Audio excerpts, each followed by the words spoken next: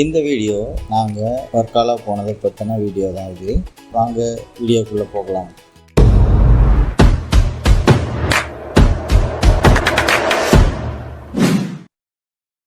இப்போ நான் வேசர்பாடி ஜீவா ஸ்டேஷனில் ட்ரெயினுக்காக வெயிட் பண்ணிகிட்ருக்கேன்.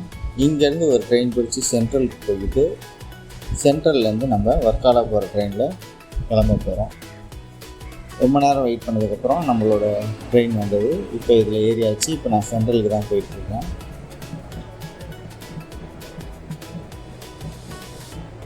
சென்ட்ரல் சபர்பன் ஸ்டேஷனை நான் ரீச் பண்ணிட்டேன். இப்போ இங்கேருந்து மெயின் ஸ்டேஷனுக்கு நடந்து போயிட்டுருக்கேன். இப்போ நம்ம சென்ட்ரல் ஸ்டேஷனுக்கு வந்தாச்சு. நம்மளோட ட்ரெயின் பிளாட்ஃபார்மில் ரெடியாக நின்றுட்டு இருந்தது. திருவாந்தரம் மெயில் தான் நம்மளுது.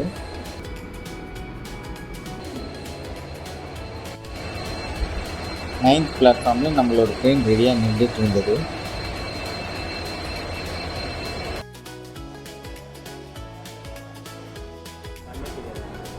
இவங்க தான் நம்ம கூட ட்ராவல் பண்ண போகிற ஃப்ரெண்ட்ஸ். அவங்களும் வந்து சேர்ந்துட்டாங்க.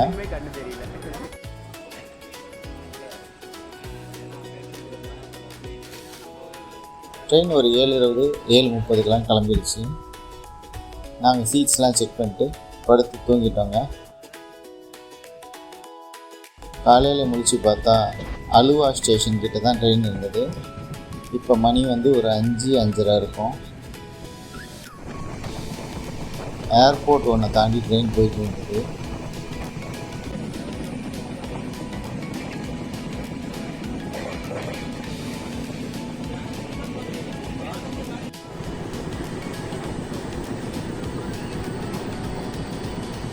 உண்மையிலே ரொம்ப ஒரு அழகான இடம். இதுவும் ஒரு மினி டூரிஸ்ட் பிளேஸ் தான்.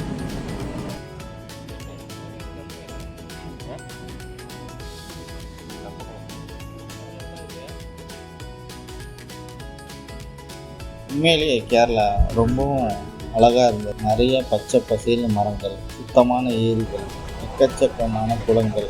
ட்ரெயின் இந்த வழியாக போகும்போது லேசாக மழையும் பெய்ய ஆரம்பிச்சிருந்தது. ஒரு மாதிரி நார்மல் கோச்சில் போகிற மாதிரியே ஃபீல் ஆகல. ஏசி கோச்சில் போகிற மாதிரி தான் ஒரு ஃபீல் ஆச்சு. காலையில் எல்லாம் எந்திரிச்சிட்டோம். அப்படியே கொஞ்சம் நேரம் அரட்டை அடிச்சுக்கிட்டு பாட்டு பாடிக்கிட்டே ட்ராவலை கண்டினியூ பண்ணிட்டு இருந்தோம்.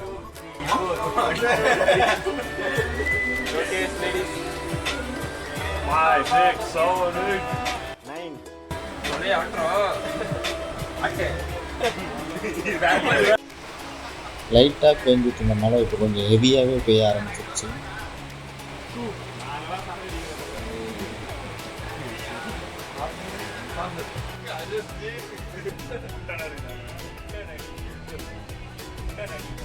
ஃப்ரெண்ட்ஸ் கேங்காக போகும்போது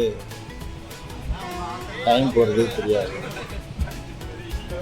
ஒருத்தர் ஒரு விதமான கதைகளை சொல்லிட்டு வருவாங்க.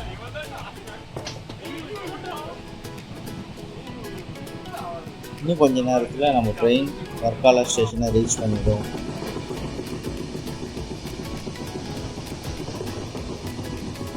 ரெண்டு பக்கமும் தண்ணி இருக்கும். நடுவில் தண்டவாளம் போகும்.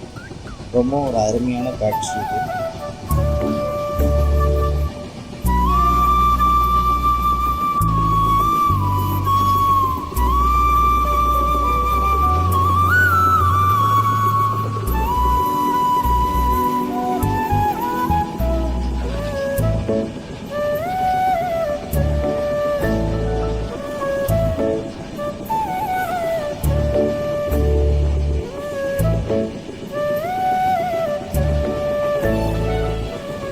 போகிற இடம்லாம் ரொம்பவும் அற்புதமாக இருந்தது.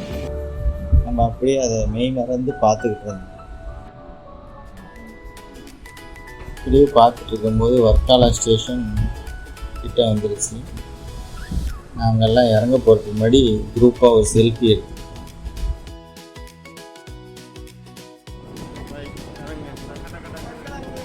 இப்போ நாங்கள் லக்கேஜெலாம் எடுத்துகிட்டு ட்ரெயின்லேருந்து இறங்குறதுக்கு ரெடி ஆகிட்டோம்.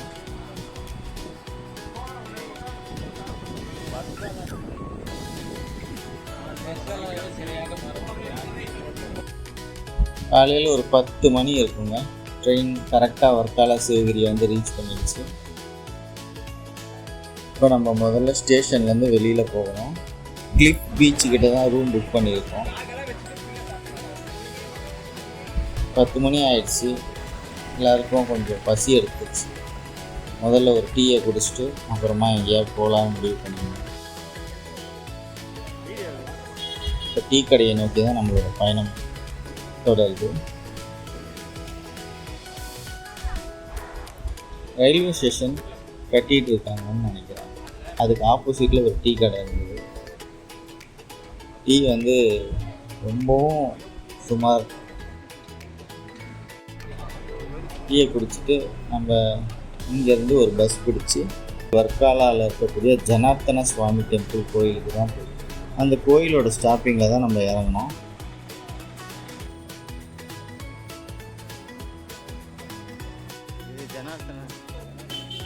இறங்கி நடந்து போயிட்டு இருக்கும்போது ஒரு அழகான குளம் ஒன்று இருக்குது. ரொம்ப பெரிய குளம் அது. இந்த குளத்துக்கு நேர் எதிர தான் கோயிலும் இருக்குது அப்படின்னாங்க.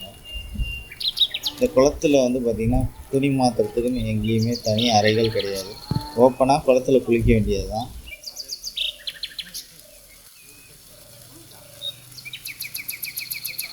குளத்தில் ஒரு குளியலை போட்டு அப்படியே ஈர துணியோட போய் சாமி கும்பிட்டு வந்துடலாம் அப்படின்னு குளிச்சுட்டு இப்போ நான் கோயிலுக்கு போயிட்டு இருந்தேன்.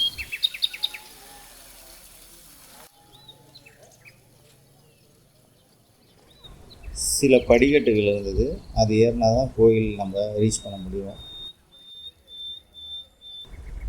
உண்மையிலே ரொம்ப ஒரு அருமையான அனுபவமாக இருந்தது இங்கே சுவாமி கும்பிட்டது.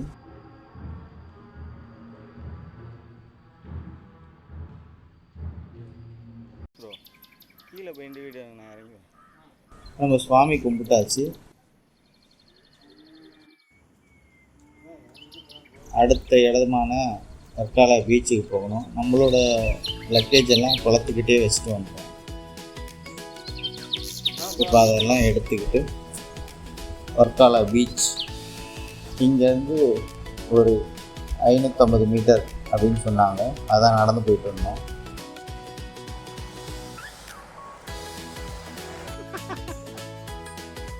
இவ்வளவா கூட்டமே இல்லை. டூரிஸ்ட் பிளேஸ் மாதிரியே தெரிலங்க. ரொம்பவும் காலியாக இருந்தது.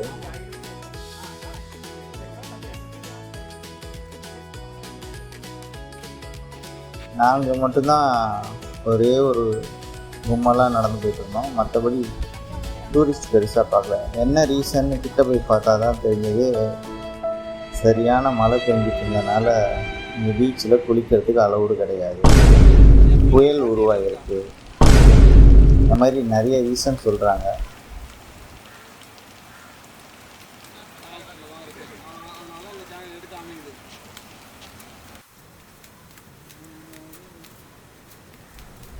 கடல் தண்ணி ரொம்ப அதிகமாக உள்ளே வந்திருக்கு.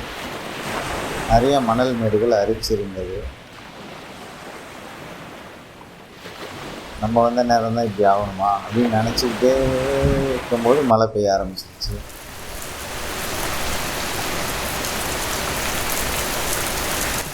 குடைக்குள் மலை மாதிரி நிறைய ஒதுங்கியிருந்தோம். குடை இல்லாதவங்கெல்லாம் மரத்தடியில் நின்றுருந்தோம். சீசன் டைமில் செம்ம ஹாப்பனிங்காக இருக்கும் இந்த பீச்சு. ஆனால் இப்போ ரொம்ப காலியாக இருந்தது.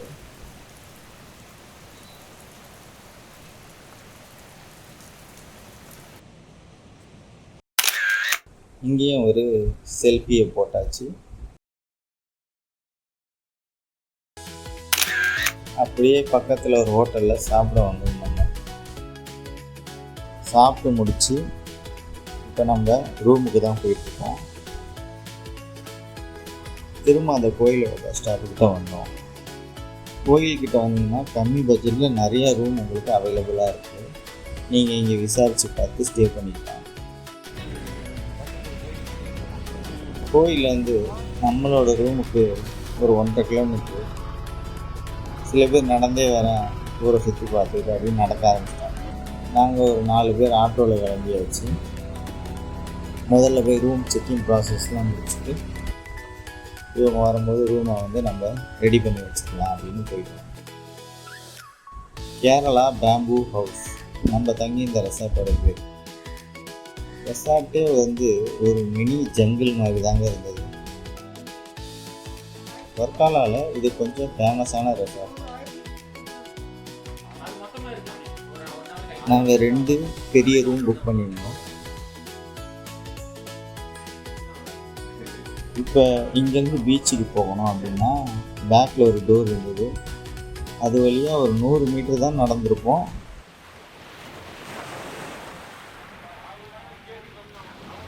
வேகமாக போய் பார்த்தா நமக்கு பீச் தெரியுதுங்க.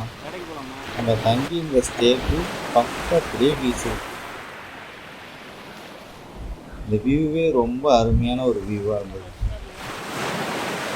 இப்போ இந்த கிளிப்பில் நடக்கிறதுக்கு நிறைய நடைபாதைகள் இருக்குது. சில படிக்கட்டுகள் இருந்ததுங்க. இதில் இறங்கினா நம்ம கீழே போய் பீச்சில் ரீச் ஆகிடலாம் அப்படின்னாங்க. அப்படியே பார்த்துக்கிட்டே ரொம்ப நேரம் நின்றுருந்தோம். இந்த வீடியோ உங்களுக்கு பிடிச்சிருந்தா மறக்காமல் ஒரு லைக் பண்ணுங்கள். நம்மளோட நெக்ஸ்ட் வீடியோக்காக கொஞ்சம் வெயிட் பண்ணுங்கள்.